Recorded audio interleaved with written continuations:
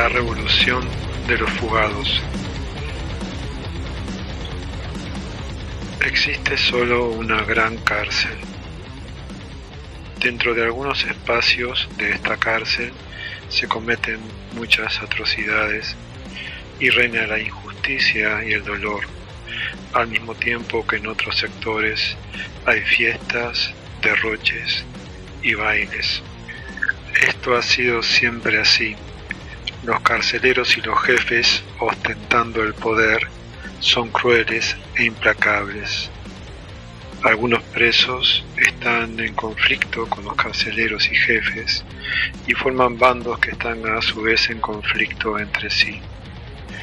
Hay algunos grupos que no parecen malos y sus actitudes y líneas de pensamiento se muestran como bien intencionadas.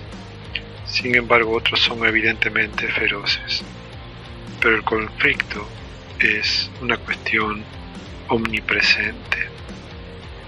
Todos los individuos nacen en la cárcel y están condenados a cadena perpetua. De a poco adoptan sus códigos y costumbres y según conveniencia se identificarán con grupos y otros individuos que ostenten patrones con los que se fascinarán. Algunos son muy instruidos, pues han leído dentro de las bibliotecas de las cárceles y han aprobado los cursos que en ellas se brindan para prisioneros, jefes y guardias.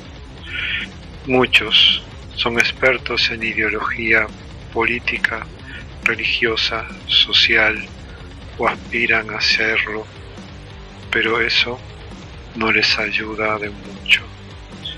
En la cárcel hay a veces buena voluntad, pero suele abundar la hipocresía y la falsedad.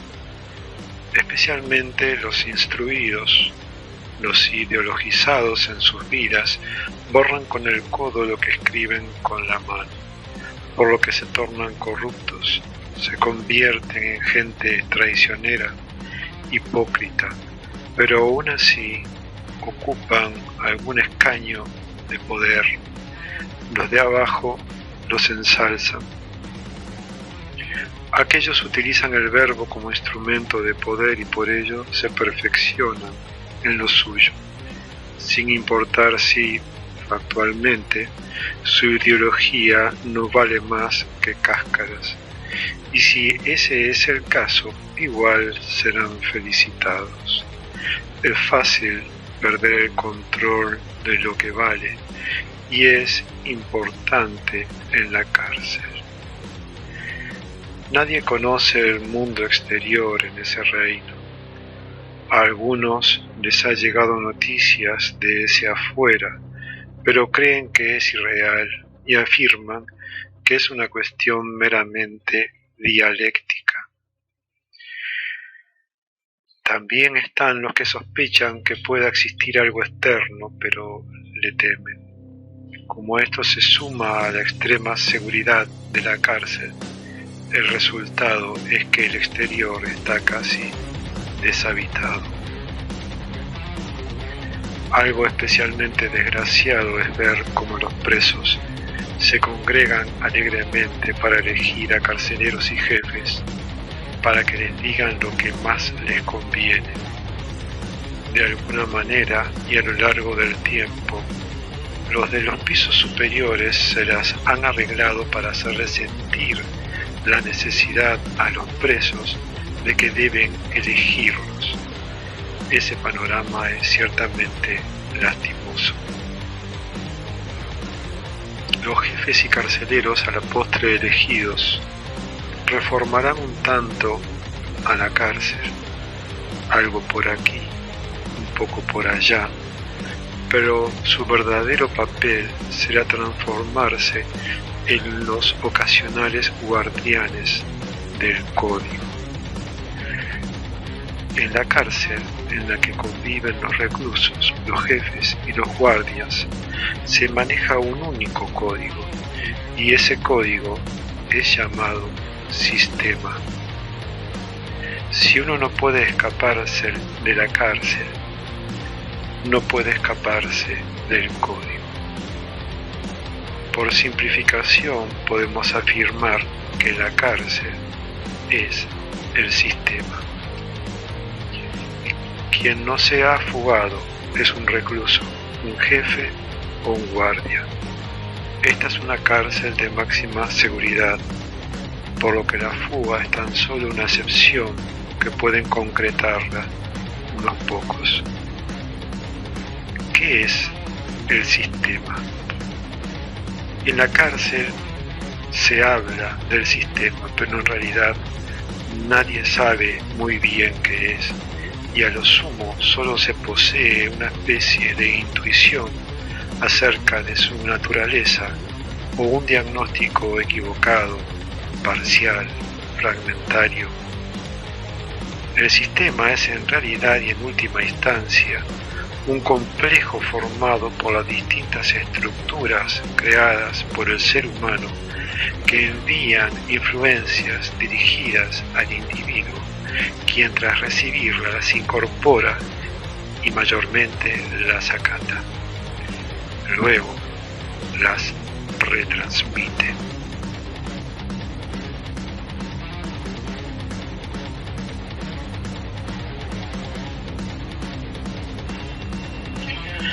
El sistema entonces para un individuo dado se reduce a todo el conjunto de influencias que rigen su vida dentro de la cárcel. El sistema es pues un sistema de influencias. Por todo esto el sistema es algo mucho mayor que el capitalismo, la democracia, el comunismo o determinada línea económica. Pretender minimizarlo de esta forma es menospreciar su poder. Estas son solo simples líneas del plano del sistema, o parcelas, o fragmentos de algo mucho mayor.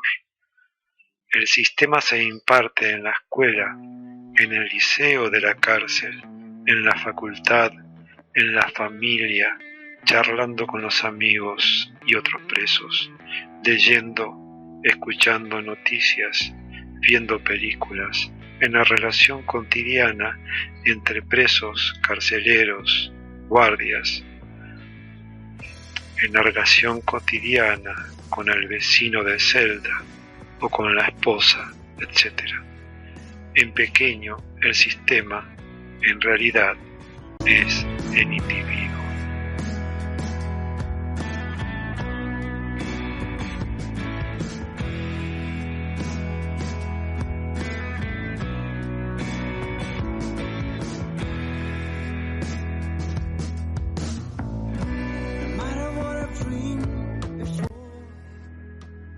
El individuo es el depositario del código. Él porta el ADN del sistema, sus valores, y los transmite como un vector. Las estructuras encargadas de transmitir los mensajes de influencia tienen una organización jerárquica y vertical. En el primer piso viven los reclusos. En el segundo piso, los carceleros tipo A, que bajan sus líneas, sus códigos, sus reglamentos.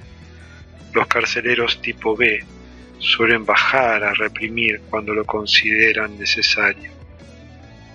En el piso superior viven varios jefes de prisión que controlan todo lo que sucede, no porque les importe algo más que mantener su estatus de poder.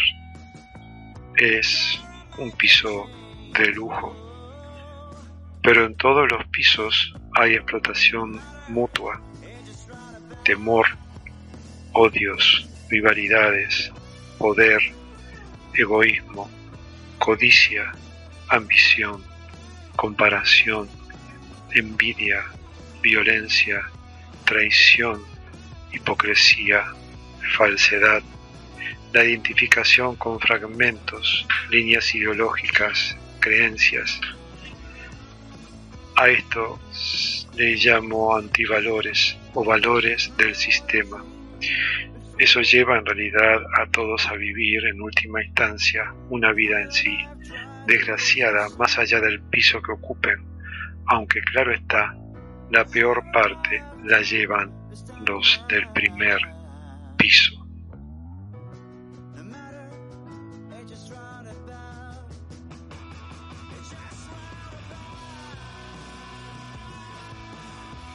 Todos los individuos de la cárcel en los 3 pisos incorporan en su viaje vital los valores del sistema, su código, y los hacen suyos.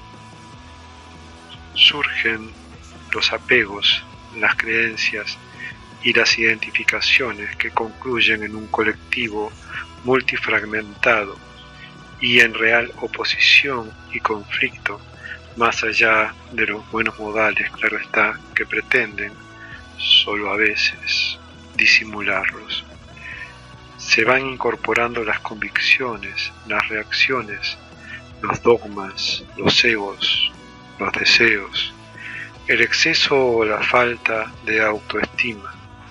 Esta última genera la lastimosa idolatría y conduce a los individuos a acercarse a objetivos de admiración, en general, cueste lo que cueste.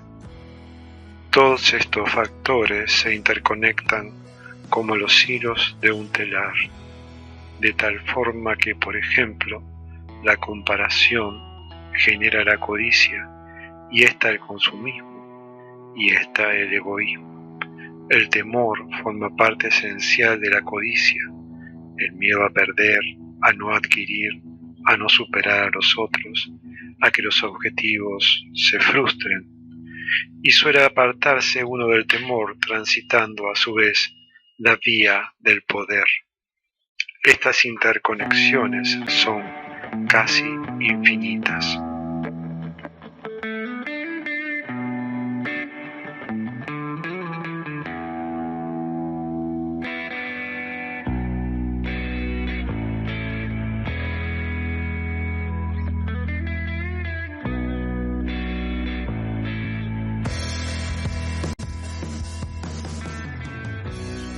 Al nacer, crecer y desarrollarse en el seno del sistema, en medio de la cárcel, de la gran cárcel, aquel se vuelve un factor egosintónico para el individuo y su diferenciación con respecto a lo que uno es esencialmente se torna casi imposible o al menos muy dificultosa.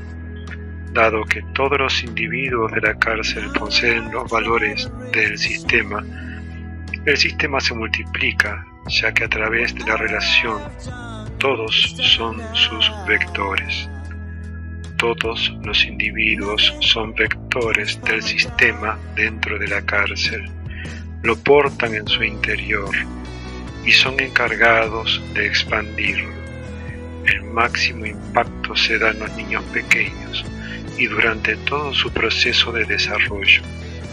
Los de arriba no son en general tan tontos como para decirle a un preso: explota a tu compañero de celda.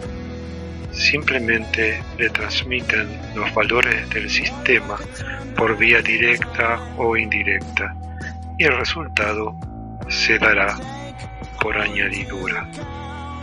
Puede simplemente bastar para este ejemplo instarlo a comparar.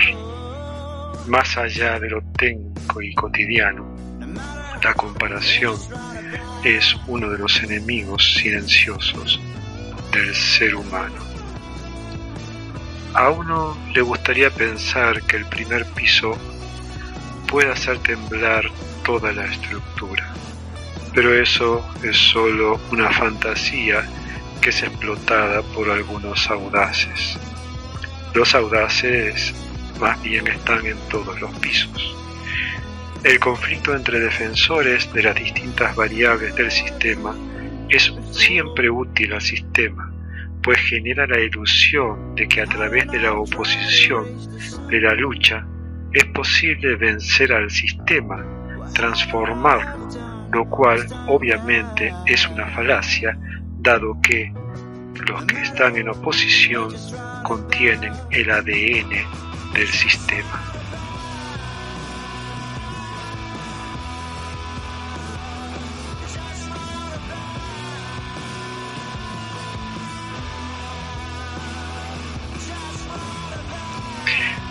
Lamentablemente, los que se creen útiles solo están echando carbón a la caldera del tren.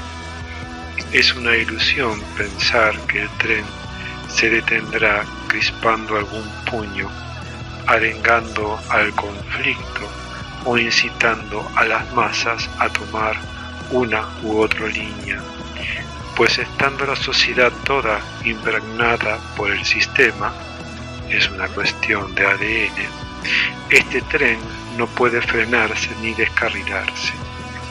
Tal vez se gane una pequeña batalla, y eso está todo calculado, pero el sistema lo sobrevivirá como lo está haciendo desde el comienzo hasta este mismo momento.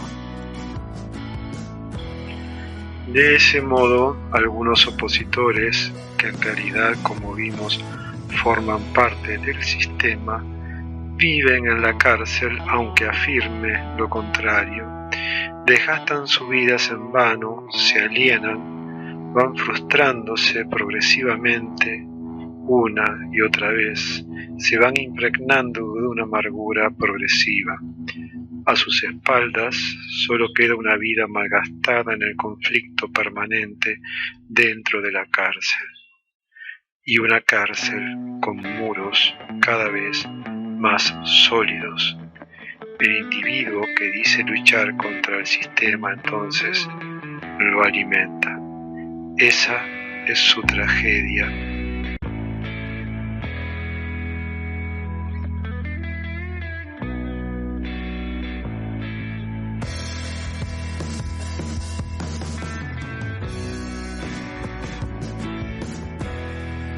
En todo caso, mejorar a un monstruo fortalece al monstruo, y el monstruo construido por el propio ser humano no es como el ser humano, pues nunca perderá su esencia. El problema radica pues en que no puede lucharse contra el sistema en su propio plano. El plano del sistema es el plano de sus estructuras políticas, sociales, culturales, religiosas, económicas, etc. Nadie parece darse cuenta que las líneas que aparentemente son opuestas están trazadas en el plano del sistema. Es el mismo plano, un punto más acá o un punto más allá, pero sigue siendo el plano del sistema. Fugarse del sistema, sin embargo, es otra cuestión, y aunque poco frecuente, es posible, aunque antes de afirmar o negar esta posibilidad, uno debe intentarlo de hecho y no manejar el tema de una forma meramente dialéctica o limitarse a estar a favor o en contra de tal teoría. Es un evento factual, psicológico e individual esta fuga, resultado de la comprensión de lo que hemos dicho hasta aquí. Si uno lo intenta, debe observarse y descubrir las resistencias que surgirán, y si lo hace, éstas caerán por su propio peso.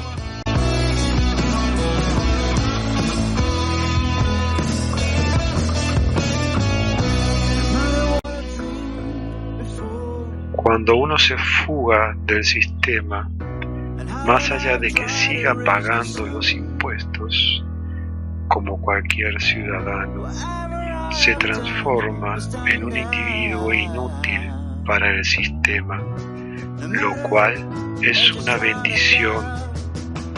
Fugarse implica abandonar de hecho el plano del sistema, sus líneas paralelas y cruzadas, sus polos opuestos o sus puntos intermedios, sus vértices y sus lados. Al abandonar el sistema, por lo tanto, uno se encuentra, de hecho, factualmente y no en forma teórica, ni por fruto de la autosugestión, en otro plano.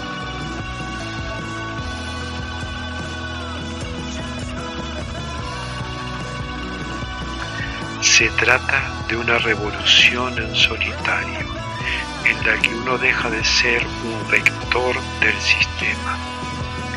Esto no es un fenómeno mágico, sino que surge debido a la comprensión. Esa comprensión que es conciencia como capacidad de darse cuenta de, o al menos está basada en ella. Es un fuego abrasador y también arrasador. Ha devorado los valores útiles al sistema, que son por lo que éste se propaga en la relación. Tras este fenómeno solo se conservan vestigios del sistema, aspectos no esenciales, como la forma de vestir o el lenguaje, o el de procurarse un pan, abrigo, refugio, salud. Pero un fugado no es un Robinson Crusoe y no adopta la cultura del taparrabo, ni se retira a vivir en las cavernas, lo cual es otra especie de cárcel. El nuevo plano es en realidad un plano vacío, sin líneas trazadas, sin huellas a seguir, pero pleno de vitalidad. El plano ha quedado limpio de estructuras y la vida por delante se extiende plena hasta el horizonte. Un fugado no es un ser egoísta, egocéntrico, que vive para sí mismo, aislado, sino que tiene la solidaridad natural y espontánea del ser humano. Vive en el mundo y sufre por él, aunque sabe que nada de lo que haga logrará cambiar el rumbo colectivo que es mayoritario y que conduce a los humanos a vivir en la cárcel y no salir de ella. Cuando se escuchan los gritos de dolor provenientes de la cárcel, o incluso antes de que estos surjan, simplemente acudirá allí y extenderá su mano. Eso significa de algún modo que debe retornar a la cárcel, pero ya no es el mismo ser. Estando en la cárcel, es ahora libre, y la cárcel ya no tiene importancia para él, sino quienes viven en ella.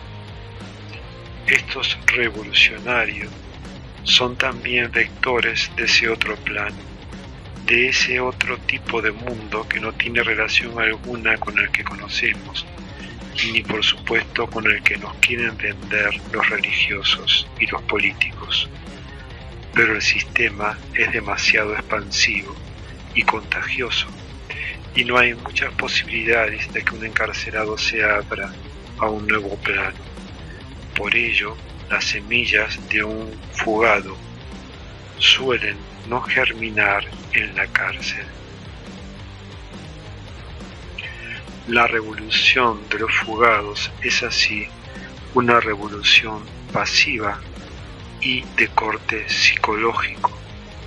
Los que buscan meramente un resultado social, algunos de forma muy tosuda, nunca comprenderán que deben fugarse del sistema primero y descartar no solo la línea que rechazan, sino todas las líneas que forman ese plano. El plano del sistema está formado por todas sus líneas, no por parte de ellas. Hay un mundo increíble esperando fuera de la cárcel. A ese mundo solo accede el que desconoce al sistema en su totalidad. Esa negación holística se llama libertad. Hay gente que quiere transformar la cárcel y tiene esperanzas en lograrlo. Antes los respetaba, pero luego me di cuenta de que no se trata de una cuestión de respeto o de falta de respeto. Simplemente sucede que no hay ningún mañana distinto mientras la humanidad siga encarcelada.